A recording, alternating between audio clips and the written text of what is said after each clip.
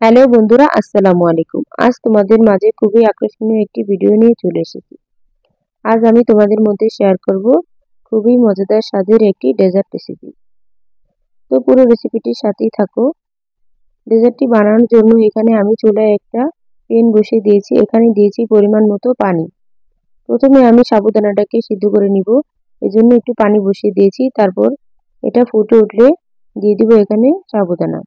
তো আমি ছোট একটা বাটিতে ১ বাটি পরিমাণ সাবুদানা নিয়েছি। তোমরা তোমাদের পরিমাণ মতো নিতে পারো, কোনো সমস্যা নেই। তো এটাকে প্রথমে আমি সুন্দর করে একটু সিদ্ধ করে নিব।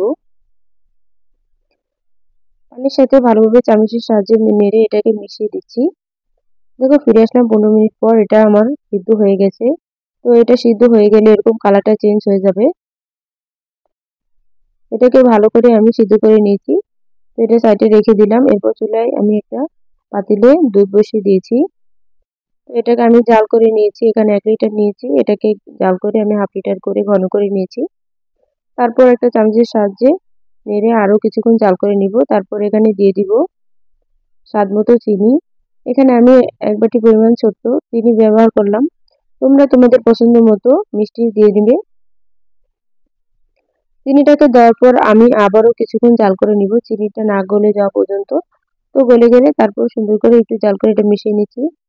দেখুন এখানে আমার সাবুদানাটা একদম রেডি। এটাকে আমি সিদ্ধ করে তারপর একটু ধুয়ে নিয়েছি ঠান্ডা পানি দিয়ে, যাতে একটার সাথে আরেকটা লেগে না যায়। এরপরে এগুলোকে আমি দুধের ভিতরে দিয়ে দিব। দিয়ে সাবুদানাটা আর দুধটাকে সুন্দর করে মিশিয়ে নিব। তারপর আবারও জাল করে একটু ফুটিয়ে নিব। কিছুক্ষণ জাল করে নেওয়ার পরে দেখো এটা ফুটে উঠেছে। তো যারা এ পর্যন্ত ভিডিও চলে এসেছো, প্লিজ ভিডিওতে একটি লাইক দিয়ে দিবে। তোমাদের একটি লাইক আমার খুব উপকারে আসবে। তো আমি এটাকে আবারও জাল করে কিছুক্ষণ মিশিয়ে নিয়েছি। এই তো ফুটে উঠেছে। এটা আমার রান্না করা শেষ। এরপর আমি ডেজার্টের জন্য কিছু ফল কেটে নিয়েছি এখানে। সেগুলো তোমাদের দেখাচ্ছিলাম। এখানে আপেল ছিল, আঙুর, কলা আর ড্রাগন। তোমরা তোমাদের পছন্দ মতো ফল নিয়ে নিবে। এখানে আমার এগুলো ছিল আমার কাছে। তো সেই ফলগুলি দিয়ে আমি আজকে ডেজার্টটা বানাবো।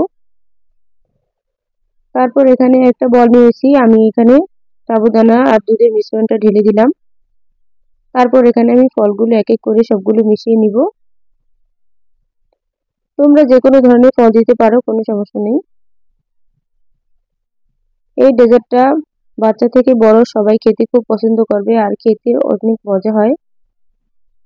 দুধটাকে এখানে আমি কিন্তু ঠান্ডা করে নিয়েছি। তারপর এগুলো মিক্স করছি। এখানে আমি এক একে সব ফলগুলো ঢেলে দিলাম। তারপর এটাকে সুন্দর করে একটু মিশিয়ে নিব। এখন যেহেতু একটু ঠান্ডা আবহাওয়া, তো এটা আমি ফ্রিজে রাখছি না, বাচ্চাদের সার্ভ করে দিব। তোমরা এভাবে একটু বানিয়ে খেয়ে দিও, খুবই স্বাস্থ্যকর খাবার, অনেক মজার রেসিপি। তারপর দেখো আমি সার্ভ করে নিয়েছি। এই তো আমরা সবাই মিলে খাবো, এই জন্য আমি গ্লাসে ঢেলে নিয়েছি। দেখো দেখতে কতটা লোভনীয় লাগছে। মাশাআল্লাহ মাশাআল্লাহ, খেতে অনেক মজা হয়েছিল। তো ঝটপট বানিয়ে নিলাম।